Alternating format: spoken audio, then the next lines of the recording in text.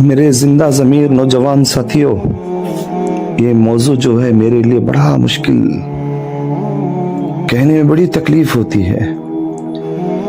ماں ایک انمول وہ نعمت ہے جو کسی بازار میں کسی بھی قیمت میں نہیں بکتی۔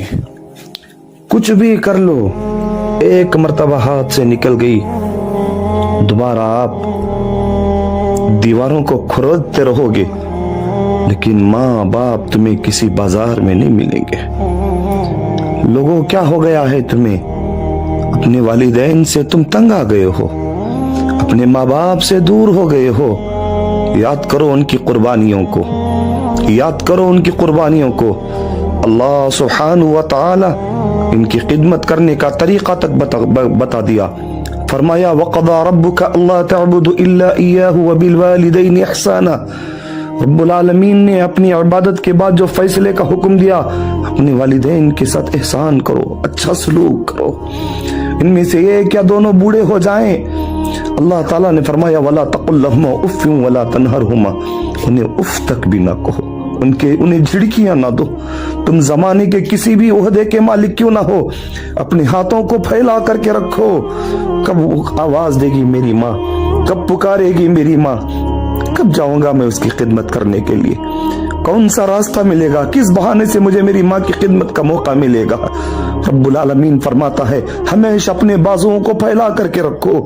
رب العالمین نے بتا دیا لوگو، جب تم ان کی خدمت کر رہے ہو، ان کے ساتھ احسان کا معاملہ کر رہے ہو، ان کے ساتھ اچھا سلوک کر رہے ہو، اپنی دعاؤں کو اپنے والدین سے خالی نہ رکھو۔ اللہ رب العالمین نے فرمایا اپنے والدین کے حق میں دعائیں کرتے رہو۔ رب ارحمہما کما ربیانی صغیرا، وہ میرے پالنہارا، وہ میرے پاک پروردگار، وہ میرے پالنے والے بادشاہ، میرے والدین پہ رحم کر جیسا بچپن میں رحمت و شفقت کے ساتھ انہوں نے ہمیں پالا ہے۔ کیسے پالا انہوں نے ہمیں؟ کس طریقے سے پالا؟ بچپنا تھا، ماں گھبرا جاتی تھی، اکیلا چھوڑنا پسند نہیں کرتی، خلوتوں میں رکھنا پسند نہیں کرتی، بچے کو چھوڑ کے دور جانا پسند نہیں کرتی۔ نوجوانوں، ہمیں شرم آتی ہے تمہاری جوانی پر۔ ماں گمنام ہو کر بند کمرے میں یا اپنے بڑے گھر میں اکیلے اندھیرے میں رہتی ہے۔ کبھی ہمارے دل پہ یہ بات نہیں لگتی میری ماں اکیلے گھر میں کیا کر رہی ہوگی؟ میری ماں کا کون سوچ رہا ہوگا؟ اندھیرے میں میری کمزور ماں کیا کر رہی ہوگی؟ اس کی آنکھیں دھندلی دھندلی نظر آتی ہیں، اس کے پیر کمزور ہو گئے ہیں، اس کا جسم کمزور ہو گیا ہے۔ اس ماں کی قربانیوں کو یاد کرو۔ ماں اکیلا رکھنا پسند نہیں کرتی۔ کسی بھی گاؤں چلے جائے تو سوچتے میرا بچہ اکیلا ہے وہاں پر، کون اس کو کھلائے گا، کون سنبھالے گا، رات میں جاگے گا، کون اس کا خیال رکھے گا؟ کبھی سوچا میری ماں کمزور ہو گئی ہے، شوگر لگ گئی ہے، فلاں بیماری لگی ہوئی ہے، میری ماں کو رات میں میری ضرورت پڑے گی تو کون اس کا خیال رکھے گا؟ اچانک اس کو ہچکی آ جائے، پانی کی ضرورت پڑے، کون میری ماں کو پانی پیش کرے گا؟ کون اس کا خیال رکھے گا؟ میرے دوستو، میں آپ کے لیے کوئی تکلیف کا ذریعہ تو نہیں بننا چاہتا، بس ایک پیغام پہنچانا چاہتا ہوں۔